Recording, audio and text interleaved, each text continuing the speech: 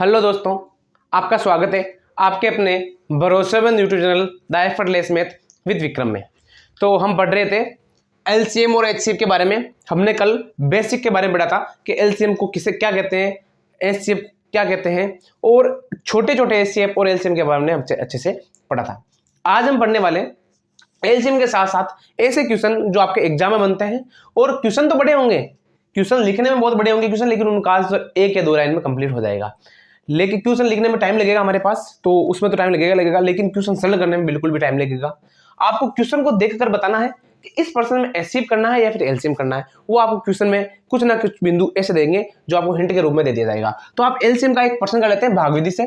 तो देखो प्रश्न क्या लिख देता हूं मैं, 18, 20, 24 और 30 का भाग विधि से क्या ज्ञात करना है, एलसीएम ज्ञात करना है।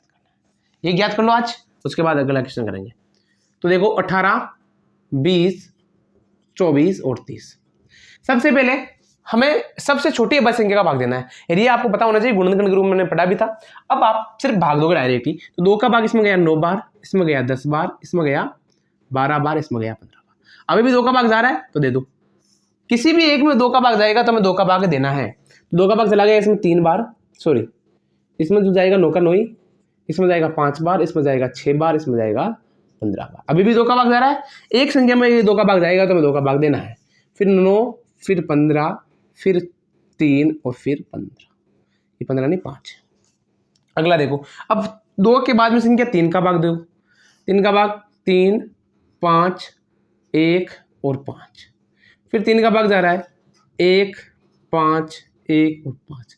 फिर 5 का भाग जा रहा है 1, 1, 1 और 1। जब भी हमें यहाँ पर 1 प्राप्त हो जाए, इसका मतलब है हमारा क्या हो गया, लेसे पे या जो मेसे पे कर रहे हैं वो खत्म हो चुका है। अब गुणा कर दो। 2 को 2 से गुणा करो कितना आया 4, 4 को 2 से गुणा करो 8, 8 तिया 24, या 24 पंजे 120, और 120 को 3 से गुणा करो कितना गया 360। इसका मतलब हमारा लेसे पे नहीं, एलसीएम या लेसे पे कितना आया हमारे पास 360 आ गया। ये तो एक ऐसी विधि थी जिसको करने के लिए एलसीएम में ज्ञात कैसे करते हैं ये पता होना चाहिए। लेकिन अगर आप शॉर्ट तरीके से करना है, मतलब बिना पेन उठाए करना चाहो तो भी कर सकते हो। उसको कैसे कर सकते हो, ये हमारा नॉर्मल तरीका है। वैसे गुणा आना चाहिए उसमें, आपको लगभग 30 तक गुणा आने ही चाहिए, उसके बाद हो सकता है, वरना ऐसा नहीं है कि आप गुणा आए नहीं और कर लो। तो आपको क्या करना है, सबसे बड़ी संख्या कौन सी इसमें से 18, 20 और 24 और 30 में सबसे बड़ी संख्या लेनी है, उसको मल्टीपल टाइम गुणा करना है। कहने का मतलब 30 को पहले 1 से गुणा करना है। क्या 30 के अंदर इन सभी का भाग देता है, बाकी का नहीं देता है ना, तो इसका मतलब 30 इसका लेसे पे नहीं होगा। फिर 30 को 2 से गुणा करो कितना आया 60 आया। क्या 60 इसका भाग नहीं देता है, इसका देता है, तो एक का भी भाग नहीं जाए ना तो वो लेसे पे नहीं होगा, तो इसका मतलब 60 भी नहीं होगा। फिर 60, 30 या 90, 90 के अंदर किसका भाग नहीं देता है, 24 का भाग नहीं देता है, इसका मतलब 90 भी लेसे पे नहीं होगा। फिर अगली संख्या 120, 120 में इसका देता है, इसका देता है, इसका देता है, लेकिन 18 का भाग नहीं जाता है, इसका मतलब ये भी लेसे पे नहीं होगा। फिर 30 को 5 से गुणा करो कितना आया, ज्यादा टाइम लगेगा इससे, आपको वैसे हो जाएगा ऑटोमेटिक ही। ऐसा नहीं कि आप सर 12 गुणा कितनी बार करेंगे, लेकिन जब आप 3-4 बार सिक्वेंस करोगे ना तो ऑटोमेटिक पता लग जाएगा किससे गुणा करना है हमें, सीधी सी बात है। 150, अब फिर आप 150 छोड़ दो, इसमें भाग नहीं जाएगा, 180 ले लो। 180 के अंदर 18 जाता है, 20 का जाता है, लेकिन 24 का भाग नहीं जाता है। अब 24 का भाग नहीं जाता है तो आप एक गुना कर सकते हो डायरेक्ट, चाहो तो 360 कर दो। 360 में किसका भाग जाएगा, सबका भाग जाएगा। आपको मल्टीपल टाइम गुणा करना है। मल्टीपल टाइम गुणा करने के बाद आपको वैसे पता चल जाएगा। ये आप बिल्कुल बिना पेन उठाए हुए करने की विधि है, बाकी ऐसा करना चाहो तो भी आप बिल्कुल सही टाइम पर इसको प्रश्न को कर सकते हो। तो हमारे एलसीएम के जितने भी क्वेश्चन थे वो लगभग हो गए। अब आपके लैंग्वेज टाइप क्वेश्चन आएंगे कि लैंग्वेज में एलसीएम के क्वेश्चन कैसे पूछे जाते हैं वो देखते हैं। क्वेश्चन संख्या 1, तो देख रखा है कि 3 धावक एक मैदान के चारों ओर एक चक्कर लगाने में, 3 धावक एक मैदान के चारों ओर चक्कर लगाने में क्रमश है कितना टाइम लेता है, 12 मिनट, 8 मिनट व 10 मिनट। 12 मिनट, 8 मिनट व 10 मिनट, 10 मिनट का समय लेते हैं। आगे भी क्या पूछा गया है, यदि वे एक ही स्थान से एक साथ एक ही दिशा में दौड़ लगाते हैं, यदि वे एक साथ एक ही मैदान से एक ही दिशा में दौड़ लगाते हैं, तो पूछा कि आप देखो, दौड़ लगाते हैं तो तीनों पुणे कितने समय बाद मिलेंगे? तीनों पुणे कितने समय बाद मिलेंगे?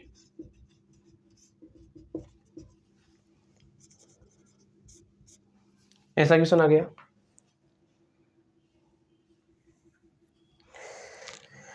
अब आपको इस प्रश्न को देखकर ये पता नहीं कर सकते कि इसमें एलसीएम ज्ञात करना है या एचसीएफ, या फिर एलसीएम ज्ञात करना है या नहीं करना है। आपको करना है क्या इस प्रश्न में? तो याद रखना, जब भी धावकों वाले, घोड़ों वाले, चक्कर काटने वाले या घंटियां बजती है ना हमारे जो घड़ी के अंदर, कि 1 घंटी 3 मिनट बाद बजती है, ऐसे अगर क्वेश्चन आ जाए तो आपको उसमें एचसीएफ या एलसीएम संबंधित क्वेश्चन ज्ञात करना होगा।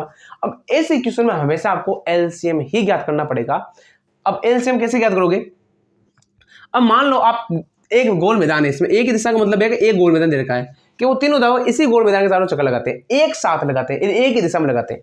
तो मान लो आप छोटा सा उदाहरण ले लो कि एक 1 मिनट में लगाता है, दूसरा 2 मिनट में, तीसरा 3 मिनट में। अब जो पहला चक्कर लगाएगा 1 मिनट वाला, वो ये तीसरा बार लगाएगा तब तक वो 3 चक्कर काट चुका होगा, ये दूसरा बार लगाएगा तो तब तक 2 चक्कर काट चुका होगा। तो वापस कब तक मिलेंगे? ये 6 मिनट के बाद में, मतलब 6 मिनट हो जाएंगे ना तो वापस मिलेंगे एक स्थान पर। तो आप कैसे ज्ञात करोगे? ये एलसीएम से ही ज्ञात करना पड़ेगा। जब भी आपको धावकों वाला प्रश्न आ जाए, पूरे समान समय वाला प्रश्न आ जाए, समान घंटियों वाला प्रश्न आ जाए, तो आपको हमेशा एलसीएम ज्ञात करना है, और एलसीएम आपका 12, 8 और 10 का ज्ञात करना है। अब एलसीएम ज्ञात करना मैंने आपको, वैसे इस विधि से करो तो बहुत अच्छी बात है, वरना मैंने बताया था इसे सबसे बड़ी संख्या कौन सी है? 12 है, 12 को 1 से गुणा करो, 12 नहीं जाता है, इसका मतलब जाएगा तो इसका मतलब प्रश्न हो जाएगा यहीं पर, 12 दूना 24, 24 के अंदर इसका भाग नहीं जाता है, इसका मतलब 0 तो आना चाहिए। तो 12 के अंदर 0 कब आता है? 12 पंजे 60 के अंदर, तो इसका मतलब इसका लेसे भी कितना हो जाएगा? 60 होगा? नहीं होगा, क्योंकि उसमें 8 का भाग नहीं जाता है। 12 पंजे 60, अब 60 के बाद में 0 कब आता है? पीछे 12 के अंदर 120 के अंदर आता है, तो इसका मतलब इसका लेसे भी कितना जाएगा? 120। तो 120 मिनट, इसका मतलब 2 घंटे। कब मिलेंगे वो? वापस 2 घंटे बाद। अगर आपको एलसीएम ऐसे ज्ञात नहीं करना है तो आप एलसीएम ऐसे ज्ञात कर सकते हो आराम से। 2 का भाग 6 बार, 4 बार और 5 बार, फिर 2 का भाग 3 बार, 2 बार और 5 बार, फिर 2 का भाग 3 बार, 1 बार और 5 बार, फिर 3 का भाग 1, 1 और 5, फिर 5 का भाग 1, 1 और 1। तो 5 3 15, 15 दूनी 30, 30 दूनी 60 और 60 दूनी 120 मिनट में है, तो मिनट में आएगा आपका उत्तर। और भी 120 मिनट में कितने घंटे होते हैं? 2 घंटे होते हैं। ठीक है, ये हमारे ऐसे क्वेश्चन पूछे जाते हैं जो परीक्षा में पूछे जाने वाले प्रश्न है। और भी बताएंगे एचसीएफ संबंधित क्वेश्चन बताएंगे आपको, लगभग क्वेश्चन लिखने में टाइम लगेगा, आंसर करने में 1 मिनट का टाइम नहीं लगने वाला है। तो आगे देखते हैं क्या।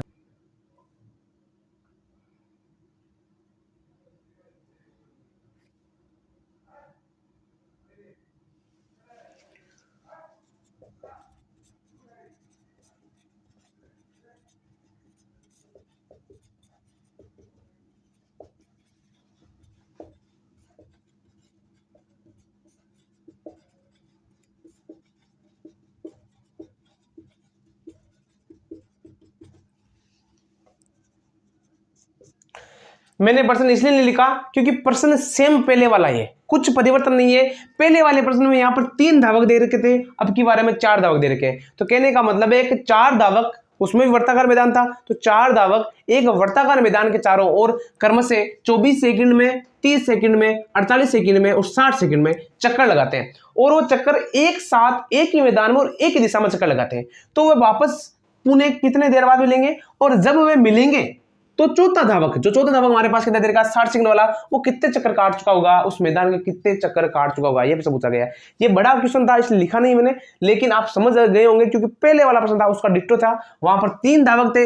इस क्वेश्चन को कराने का मकसद यही था कि ये वाला पॉइंट आ जाए आपके पास प्रश्न में, तो क्या करोगे? बाकी सेम प्रश्न तो नहीं करवाता, लेकिन वह जब वह मिलेंगे, मतलब चारों जितने भी चक्कर काटेंगे और जब भी वे एक साथ वापस मिलेंगे, तो चौथा धावक जो आपके पास पर्सन जरूरत है चौथा का पूछे, तीसरा का पूछ सकता है, दूसरा का पूछ सकता है और पहले का पूछ सकता है। तो चौथा धावक कितने चक्कर काट चुका होगा, हम चारों को याद करेंगे। तो अब क्या करना है, सबसे पहले जब भी ऐसे क्वेश्चन आ जाए धावकों वाले, घोड़ों वाले, घंटियों वाले, तो क्या याद करना हमें, लेसे पे याद करना है। तो लेसे पे याद कर लो, चलो ऐसे कर लो, वैसे याद हो जाएगा, डायरेक्ट कर लो चाहो तो।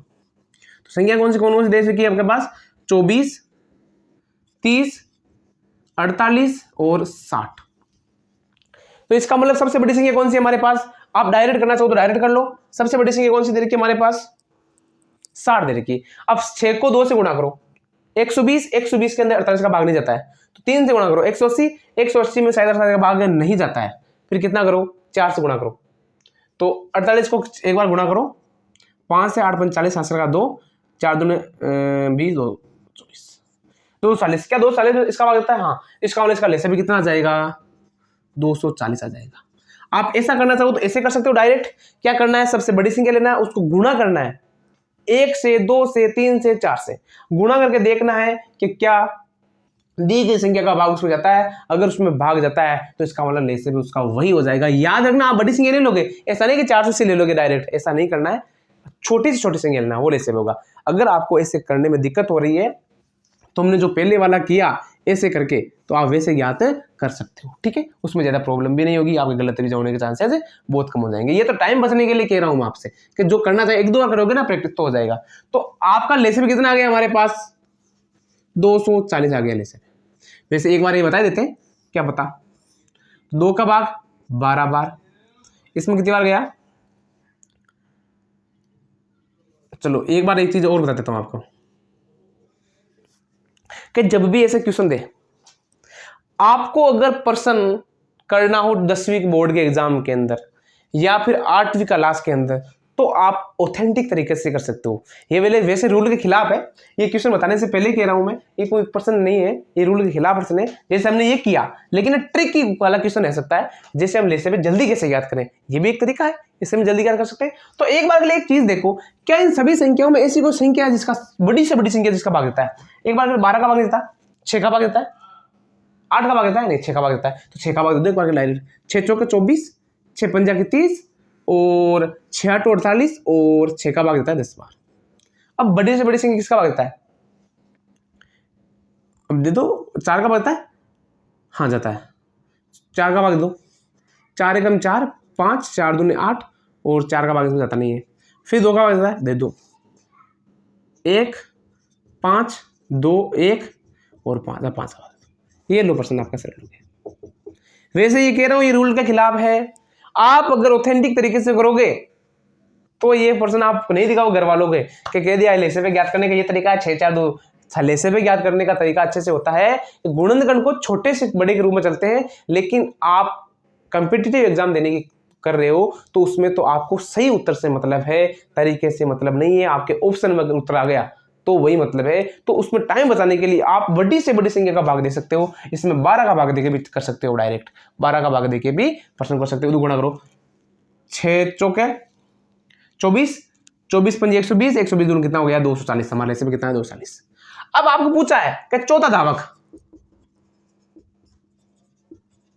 वो कितने मिनट बाद, कितने सेकंड बाद मिलेंगे, 240 सेकंड के बाद मिलेंगे वापस। तो चौथा धावक कितने चक्कर का लगाएगा, तो चौथा धावक कितना चक्कर लगाएगा, 240 सेकंड के बाद मिलेंगे। चौथा धावक कितना टाइम लग रहा है 60, तो कितने मिनट लगाएगा 4। कितने चक्कर का लगा चुका होगा वो, 4 चक्कर लगा चुका होगा। आपको पूछ ले दूसरा धावक है,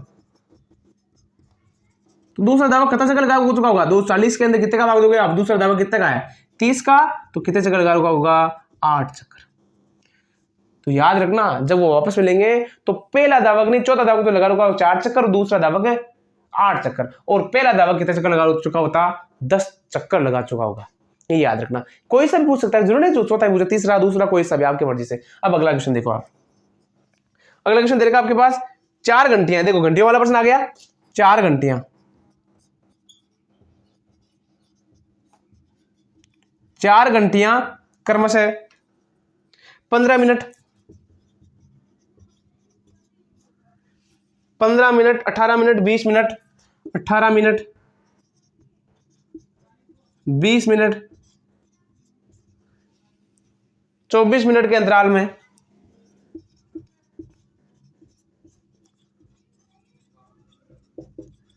अंतराल में बजाई जाती है, बजाई जाती है,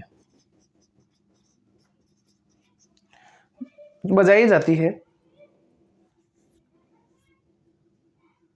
यदि चारों घंटियां प्राप्त 8 बजे, यदि चारों घंटियां, यदि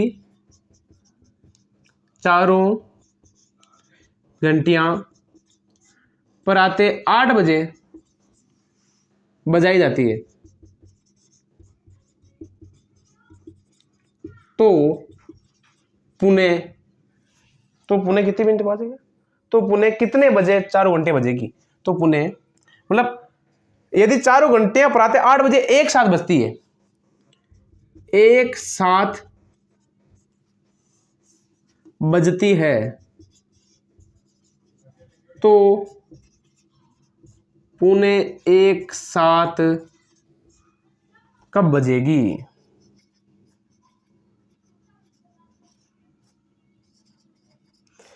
कोई फर्क नहीं है दोनों प्रश्नों में, ऊपर वाले और नीचे वाले में।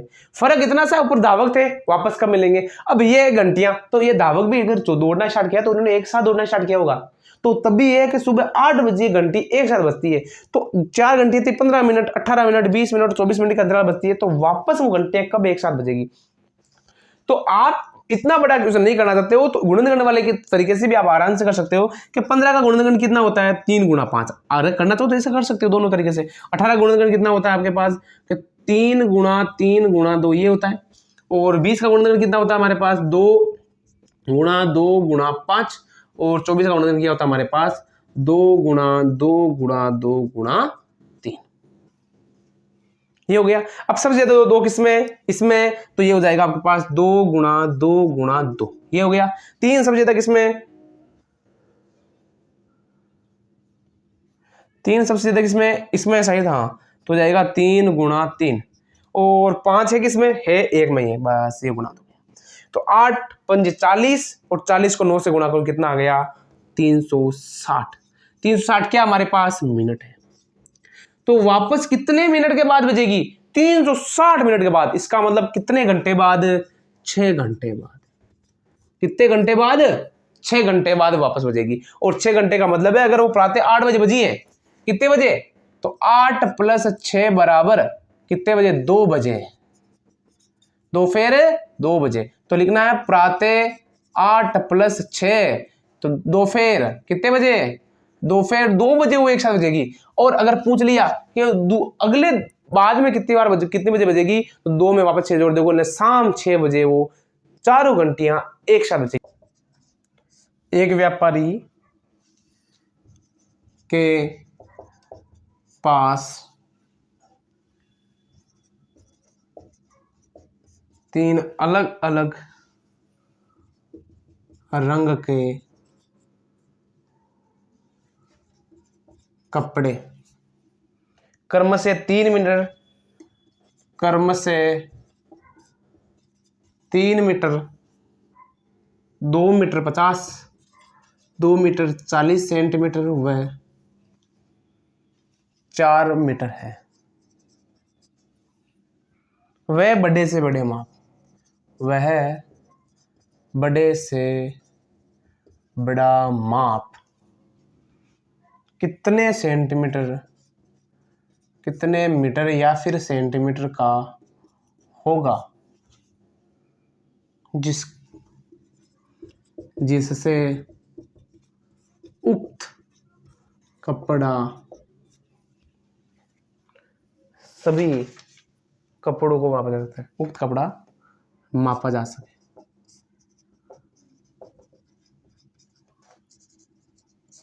देखो याद रखना, जब भी आपको क्वेश्चन में दे दे कि छोटी से छोटी संख्या, छोटे से छोटा मान क्या होगा, तो आपको ले से भी याद करना है, और बड़े से बड़ा मान वाला कोई क्वेश्चन पूछ ले तो में से भी याद करना है। लेकिन एक दो क्वेश्चन आपके ऐसे देखने को मिलेंगे जिसमें आपको छोटे से छोटा मान पूछ के भी ऐसे पूछा जा सकता है। एलसीएम वाला नहीं होगा, एससी वाला ध्यान रखना, ऐसे क्वेश्चन पूछ सकते हैं, लेकिन क्वेश्चन को पढ़ने के बाद डिसाइड करना आपको। लेकिन जब भी बड़े से मान, अक्सर यही पूछा जाता है, बड़े से बड़ा मान का मतलब है ऐसे भी याद करना है। तो देखो 3 मीटर का मतलब क्या हो गया हमारे पास, 300 सेंटीमीटर, और 2 मीटर 40 सेंटीमीटर का मतलब क्या हो गया, 240 सेंटीमीटर, और 4 मीटर का मतलब क्या हो गया हमारे पास, 400 सेंटीमीटर। हमें क्या याद करना है, हमें हमें ज्ञात करना है क्या ज्ञात करना है इसमें, बड़े से बड़ा मान है एचसीएफ ज्ञात करना है।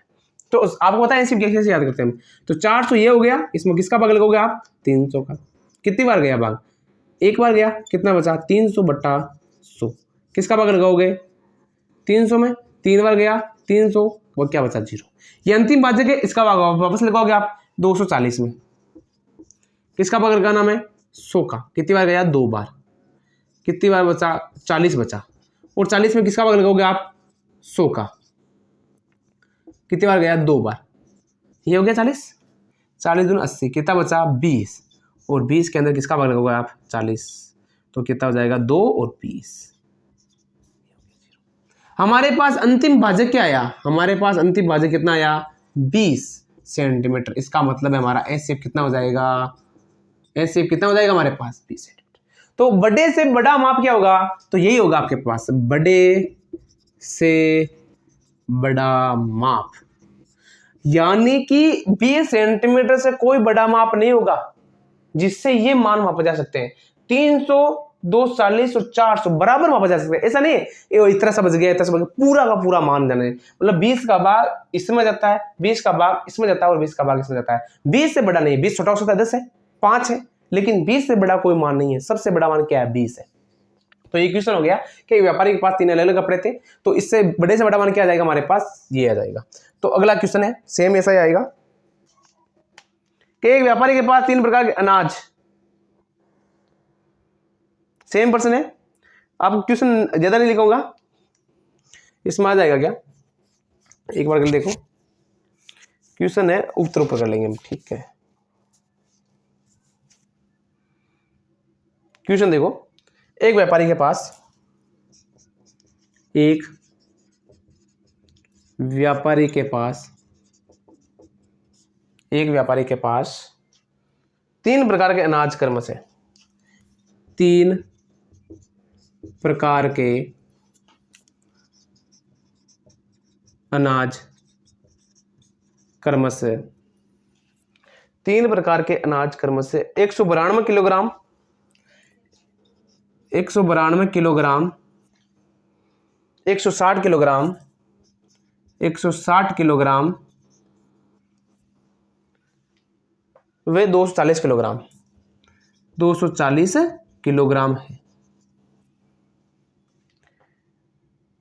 वह बड़े से बड़ा भार क्या होगा जिसे सभी अनाज मापे जा सकते हैं, वह बड़े से बड़ा भार क्या होगा जिससे यह सभी पूरे पूरे मापे जा सकते हैं।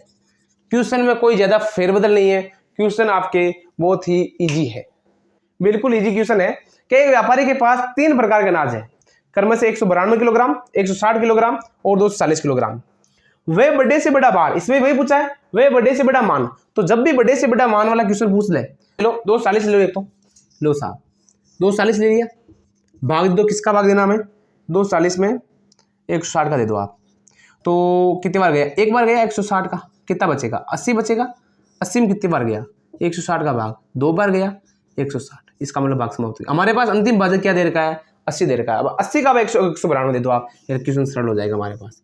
तो 80 का भाग देंगे हम 192 में, तो 192 में जाएगा 8 2 16, 2 बार चला जाएगा 160 आ जाएगा, कितना बचेगा 32 बचेगा, और 32 के अंदर किसका भाग जाएगा 80 का, कितनी बार जाएगा 2 बार जाएगा, 64 बचेगा, कितना आएगा 16, और 16 के अंदर 32 का भाग कितनी बार जाता है 2 बार जाता है। हमारे पास अंतिम भाजक कितना आ गया 16 आ गया, इसमें अंतिम भाजक कितना आया था 20 आया था, तो हमारे पास बड़े से बड़ा भार कितना हो जाएगा 20 किलोग्राम, 16 किलोग्राम का भार हो जाएगा, जिससे आपके ये 192 किलोग्राम, 160 किलोग्राम और 240 किलोग्राम बराबर बराबर मापे जा सकते हैं और एकदम कंफर्म हो जाएगा। ठीक है, तो हमारे कितने क्वेश्चन हो गए 2 क्वेश्चन हो गए। आगे देखो, तो एक व्यापारी